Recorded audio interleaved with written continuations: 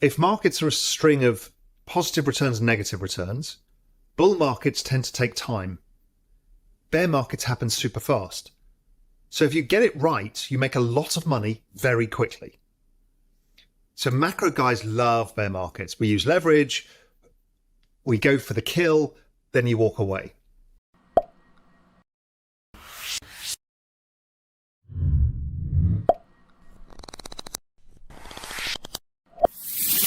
Welcome back to our channel, everyone.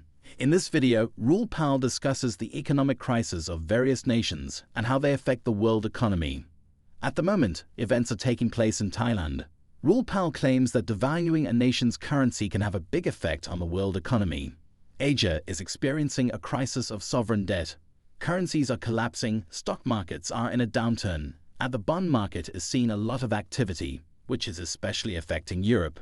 Because of their lending policies, European banks, the hedge funds, are starting to predict what will happen next, because there is always a daisy chain regarding what will be the next big player to watch out for, who will be the next big player to watch out for, and Raoul don't forget to review.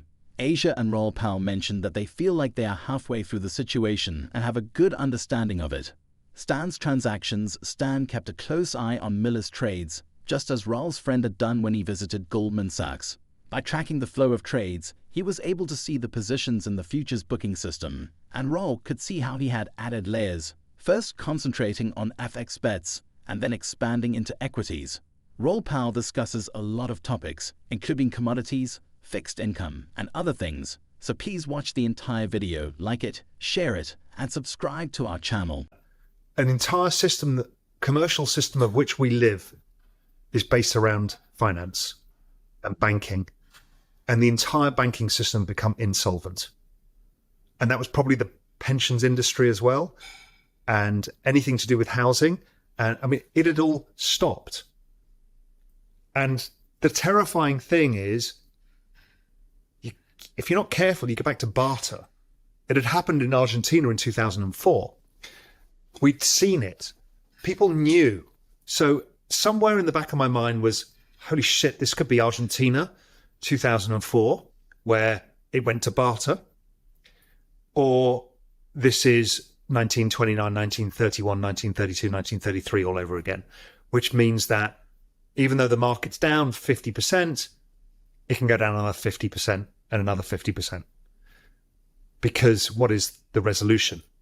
Now, the resolution ended up being quantitative easing. None of us knew what that really meant.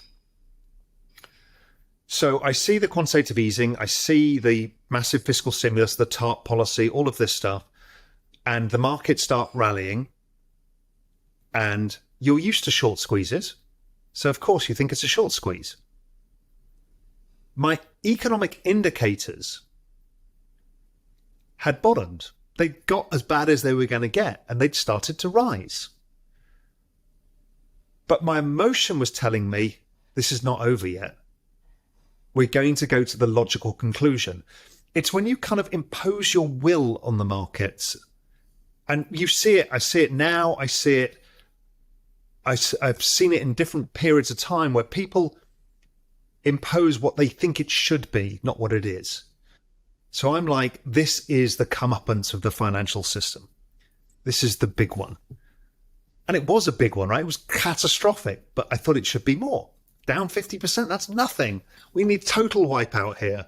This is what, this is what we're going to get punished for the leverage that we've taken. And so my indicators were picking up to say the business cycle had bottomed. And I had constructed a narrative in my head that the business cycle would roll over again and create another new low.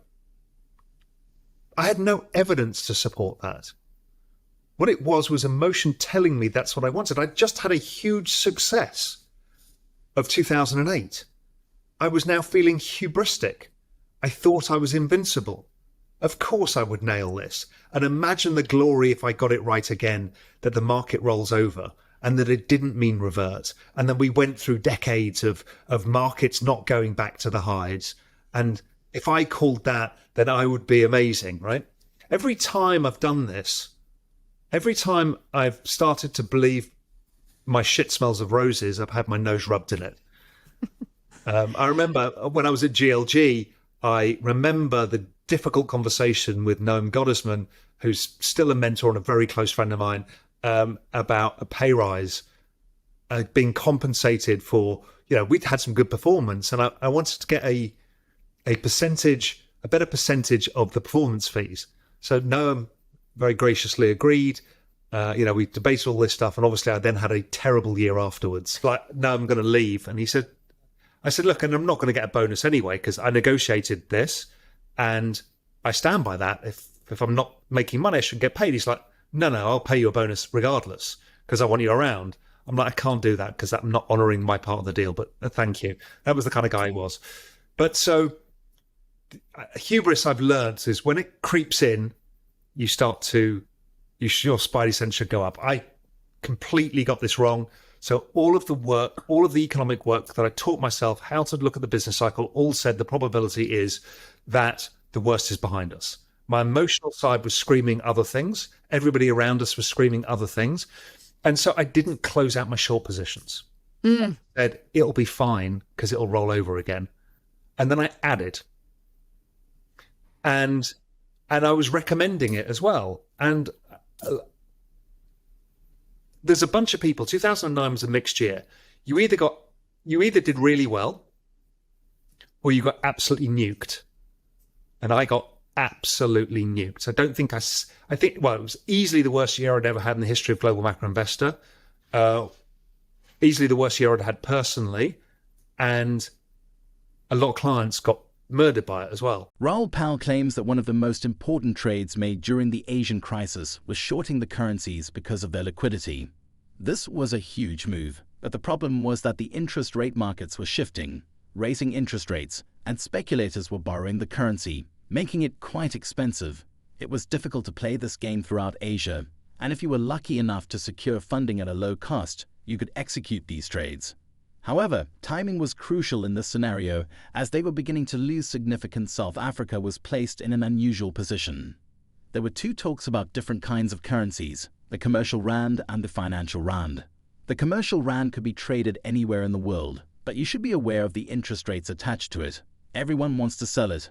Raoul Pal is referring to a 20 to 27%, give or take, rate that is extremely high for foreigners.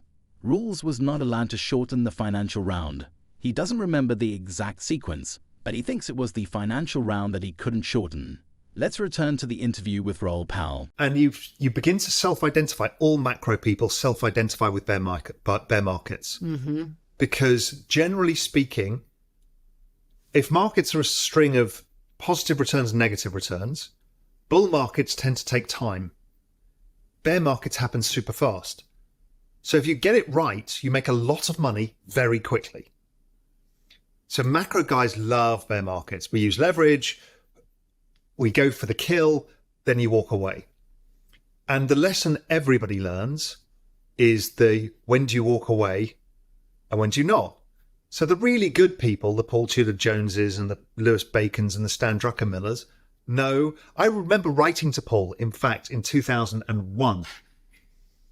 And I wrote to Paul, I said, look, I'm really bearish and blah, blah, blah, blah, blah, blah. And it was like in the middle of it was 2002, it was after 9/11. And he just said, yeah, I agree, Raoul. Just be careful. Don't outstay your bearish welcome. I remember the email really well. And he was warning me, obviously, that he could see that we were getting close to the reversal. And I probably did I certainly did overstay then. Wasn't the worst. But in 2009, I just overstayed it. I just overstayed it because I wanted to be right as opposed to not realizing. And that's very different to being early or getting a trade wrong. These are very different things. This is the emotional overwriting of your macro framework. Sometimes you can be like, I'm currently really quite wrong on bonds, but my macro framework tells me that this is the best risk reward position and this is what you should be doing. So it's not an emotional position. It's very different. Finding the ideal balance is essential in Raoul Pal's opinion. Finding the ideal balance between speed and depth of thought and going beyond most people's level of analysis without getting bogged down is something Raoul Pal mentions that many people have spent their entire careers focusing on. If you learned anything from this video, Please like it and subscribe to our channel, Everyday Finance. After all, being too complex can be overwhelming, and overly simplistic makes things too obvious. The trade is complicated enough that it never works anyway.